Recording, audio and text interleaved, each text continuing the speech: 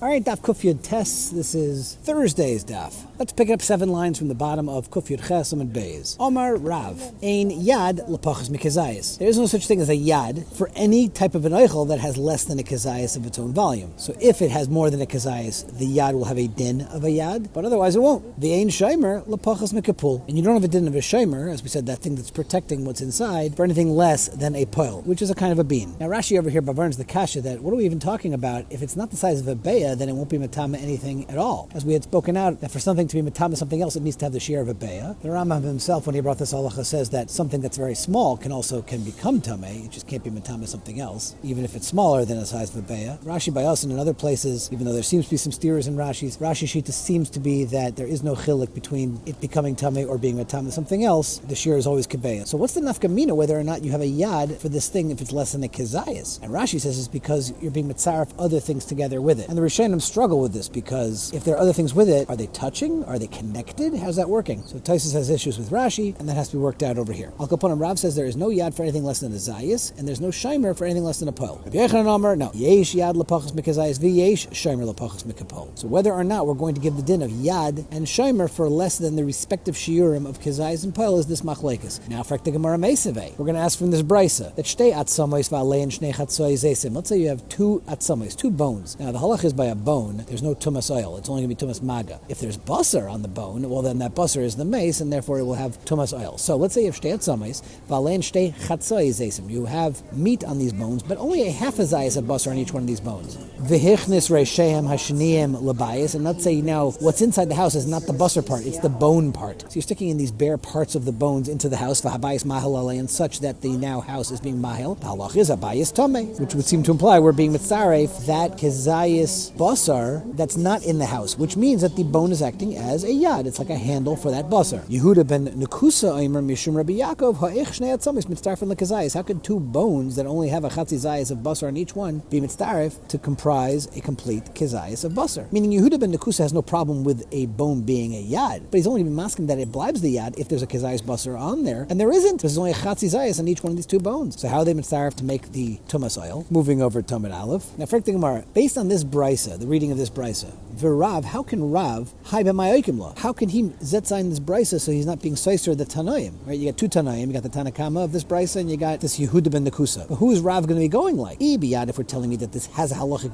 status of a yad, so then kosher reisha, because the reisha of the brisa says the house is tameh, but l'chera there's no yad because it's less than a kazayis according to Rav. And b'shomer, if you're telling me it's not a halach of a yad at all, it's the halach of a shomer, that it's being shomer the marrow inside the bone. So then kosher seifa, because Yehuda ben Nekusa says this house is not going to be tameh. But l'chera according to Yehuda ben Nekusa it should blibe a shomer. If you're telling me that we're reckoning with shomer over here, he's not going to argue with the shomer deka halacha. It's bigger than a poil. Now it's interesting. Rashi bavarns a kasha that you might have on this gemara that l'chera we talked about beforehand. If there's basar not keneged the part of the ar, it won't be a shomer. The shomer is only acting where the basar is on the other side of that same ar. The shaila is, here we're saying the basar is not on the same part of this bone, so l'chaira it shouldn't act as a shomer for that part of the basar. But Rashi's machalik a very mistavr de kechilik. By the basar on the other side of the ar, if it's not opposite where the ar is, then it's not really protecting the ar. But by a bone, the marrow is going to be protected by the bone even if the marrow is not connected that space in the bone. Imagine like an apple peel or an orange peel. If you remove part of that peel, the other part of the peri will still get rotten because it's exposed. It's an all or nothing kind of a thing.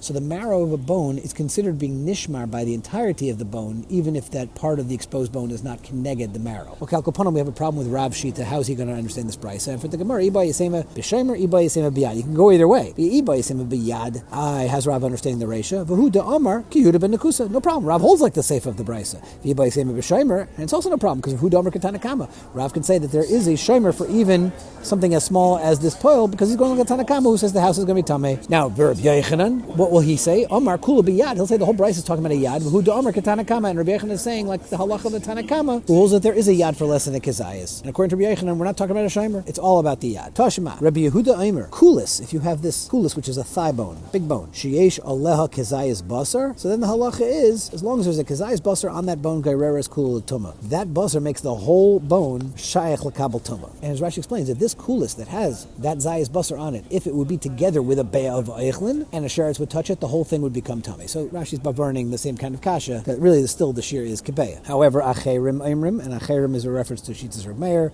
As the Gemara in Hirius on Yagil and Bay says, Afilu ein aleh el kapoil, even if there's no more than the shear of the poil, gairer is kula latuma. That basar on the kulis will be gairer the whole thing for tumah. Okay, that's the brisa. But now, Rav, how's he going to understand it? If we're talking about a yad, that this kailis is acting as a yad, then kosher seifa, because the chayrim say that it will be gairer even if it's kapoil. And according to Rav, there is no yad less than the zayis. And b'shaymer kosher reisha, because according to Rav, even something kapoil is going to be a shaymer. But Rabbi Yehuda says it needs to be a zayis. And for the Gemara, iba yisema b'yad.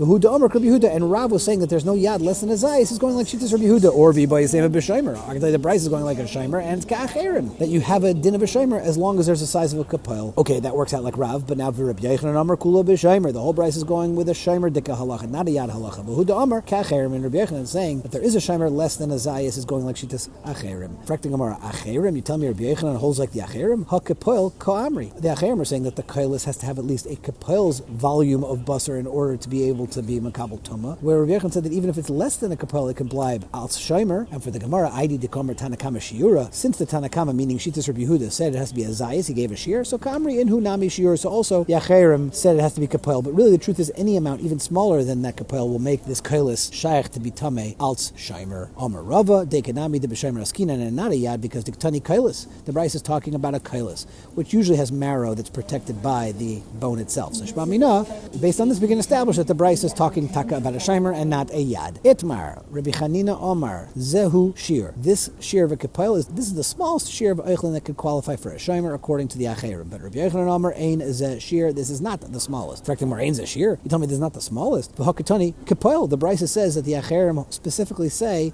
that on this kailis had the kapel of basar. The Gemara says the same thing by Rabbi Yochanan. I did the kamer Tanakama shiura, meaning Shittas Rabbi Yehuda mentioned as zayis, kamri and hu nami shiura. But really they hold that any amount of basar would make this bone to shaykh becoming tamei al the halacha of shaymer. Tashma. Now let's ask from the Mishnah in the first parak of Masechta Uktzin, because the Mishnah is telling you that if you empty out a sharvit, that is a pod of peas, that if you empty it out, it's no longer makabel tumah. But if you leave even that single bean inside, then the sharvit will be makabel tumah. So Rabbi Elazar ben Azariah matahar b'shel poil. So Rabbi Elazar ben Azariah holds the sharvit of the poil even if it has a poil in it. Umetama b'shel kitniais. And it'll only be tameh if it's small beans. Why? Because by the case of the small beans, he wants the sharvit, he wants this protection on it, he wants the pod, so this way the beans are not being exposed and touched. So what do we see? That even a single smaller bean will blibe for the halacha of a shaymer. This is Keneged Rav. It says that there is no shaymer for anything smaller than the poil. And for the Gemara, Kedamar Rav Acha B'Rei Rava, Bekulcha Umishum Yad. The Mishnah is not talking about the actual pod itself, but the kulcha, the stem. And that's what the sharvit in the Mishnah is talking about, when there are several of these pods attached to it. And that stem can become tamei al the halacha of yad. It blibes a yad to the beans. So hachinami, we can also say that Bekulcha Mishum Yad. And therefore, Umayim B'Mash Mishan, what do we mean? Bitash Mishan. That you want to use its service, meaning you want to use its utility for holding it as a stem, because you can handle them by holding the stem. All right, Toshma, the Tana Dever B'Shmuel, Al Kol Zera Zerua Asher Yizareya. This pasuk that we keep on mentioning, which teaches us that you need these 7 liquids in order to be creating a hechsher for Tumah. So Kederach Shebnei Odom Maitzien. Al Kol Zera Zerua teaches us that the way the people handle with seeds, which means Chita B'Kli Pasa, Sa'er B'Kli Pasa, V'Adashim B'Kli Pasan. Right, that's our mucker for a shaymer, that it's mitzdaref with oichlin to make the shear for Tumah. What do we see from here? That even by an adasha, which is much smaller than the poil, is going to blibe a halacha of a shaymer. To which the Gemara answers, beria shiny. The adasha is more chashiv, it's a beria, and therefore it's going to blibe like a shaymer, even though its volume is less than the size of the poil. Boy Ravashia, turning over Tamid Beis, Shnei Shaymer Maushi Tzarfu. Can you put together 2 shaymerim with the oichlin that they are being shaymer to be mitzvah for the shear of Tumas Eichlin? So what are we talking about? Lema bezeg al gavze. If when one shaymer is on top of the other one and both of them are protecting a single kind of an oichel, so then umi ika shaymer al gav shaymer. Is there even a musig of a shaymer on top of another shaymer? But not in the Mishnah in the second parak of Uktzin says that Rabbi Yehuda Eimer sholish klipos babotzel. There are 3 different peels of an onion with 3 different halachas. Panemius, the innermost one, ben shlema ben kedura is mitzdarefes. Emtsois, the middle one is shlema mitzdarefes kedura ein mitzdarefes. When it's intact, it's going to be mitzvah for the Tumas Eichlin, but when it's torn, it's not. And chitzaina, the outermost peel in the onion, ben kach is tahira. There won't be any din of a shaymer that's going to be on top of another shaymer. You see beferish in that Mishnah. What was Rav Aishia even talking about? And for the Gemara, Rav Aishia shaymer oichel shechilku kami boile. Rav Aishia is talking about the kind of shaymer that you divide into two different sections, that each part of the Shomer was only protecting a portion of that Eichel. So given the Haile Maginahai, the Haile Maginahai, maybe since each one's protecting independent parts, we're not going to put them together. Maybe it will be mitzdarfin, and that is why he had a Shiloh. Toshmal, to bring a ride from that same Mishnah that we learned about in the first parak of Uktzin, that when you empty the pod of peas, it's not Makabel Tumah, but if you leave one bean inside, it will be Makabel Tumah. That Rabbi Elazar ben Azariah Matar Bishal Pul Umatam Bishal Kitniyais. Why? So since the Sharvitin are serving as a Shomer for these beans, they're going to be mitzvah for the beans for Tumah. But each Sharvit is not going to be the size of a Beya, even together with the beans. So Rabbi Elazar ben Azariah must have meant that you're talking about several Sharvitin together. So what do you see? That when two Shomer are protecting a small amount of food, they can be mitzvah for the shear of Tumah. We're not talking about the actual pod, but we're talking about the stems. And it's not working out Shomer, but it's working out Yad. It means bitashmishan, that you're holding it with there. Tashmal's trying to bring another raya. The Tana of Rabbi Shmuel, Al Kol Zera Zerua, Asher Yizareya, Kederach Shabnei Adam Aitzin Lizriya, Chita Biklipasav, Sar Biklipasav, Adashim Biklipasan, which is the mucker for Shomer. Now, individual kernels of wheat, or the Sairin, or the Adashin are certainly not going to be a Beya's worth, even with the husks. So it must have been that you're talking about that two different Shomerim can be mitzdarif because they're each protecting different parts. Now, before the Gemara's daicha this, Rashi Bavarns that L'chaira we could have said, like it did on the bottom of Amud Aleph, that it's a beria. But Rashi says, Shani ala Trutza Dechiku. We don't want to say it was a beria. And we know why it's a Trutza Dechika, because L'chaira beria only makes something chashiv.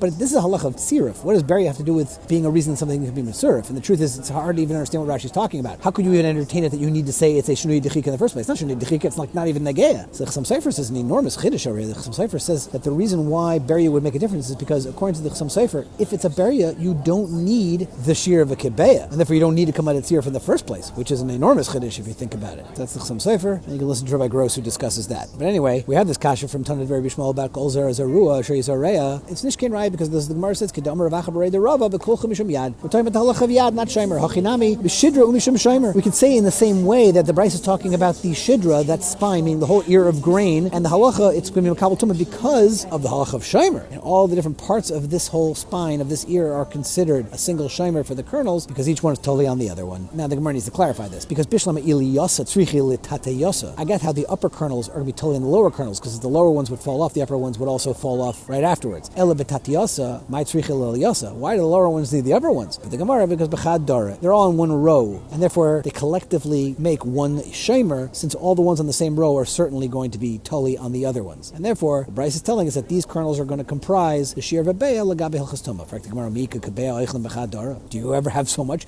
The Metzias doesn't bear out. You're not going to have an entire beya's worth on one row of kernels. The Gemara says, yeah, you could. Chiti d'shem ben shetach. Where the Gemara in Tainas Chav Gimel says that there was so much rain that the wheat kernels grew as big as kloyais, and therefore it was shaykh to have a beya's worth even in one row. For the Gemara, Ashadas is lachi, then chada chita nami. Chiti d'shem ben shetach. You could talk about a single wheat kernel because it was so big, if you're willing to say that we're talking about the kinds of chitim from Shimon ben Shetach. All right, I got a board, so we're going to pick this up once I'm on the plane.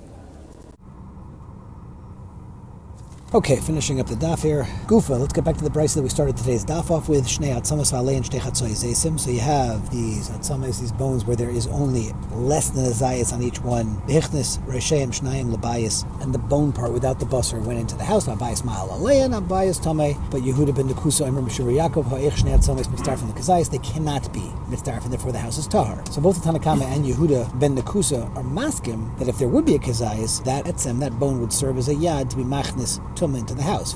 Reish Lakish avdem, Zok Reish Lakish, Leishano ela etzem.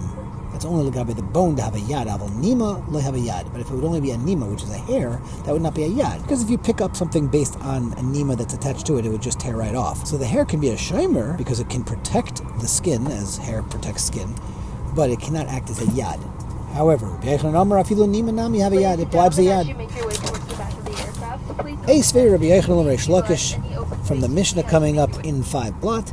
Sheyesh aleha kizayis basar. If you have this hide of the animal, it has a zayis of meat attached to it, hanagea betziv hayetzi mimenu, or someone touches a piece of meat that sticks out from it, meaning there's a kizayis of meat in one part of that of the animal, and then there's another smaller piece that's less than the kizayis sticking out from it. That's the tziv hayetzi mimenu. Ubesaira shekenegdo, or a piece of hair that's growing from the hide opposite that piece of basar. Allah is its tamei. So my love mishum yad l'cher. This whole thing is working al dine yad. So you see that even the nima, the hair itself, is going to blind a yad. To which Reish Lakish says, no, loy mishum shomer. That halach of a nima is not working al tiyad, it's working al shomer. Frektik mora miika shomer al gabi shomer. Because now you're talking about a nima on top of the ar. So the ar is a shomer, the nima is a shomer, now you have shomer al gabi shomer. The Gemara, chal chuchem al chal chel.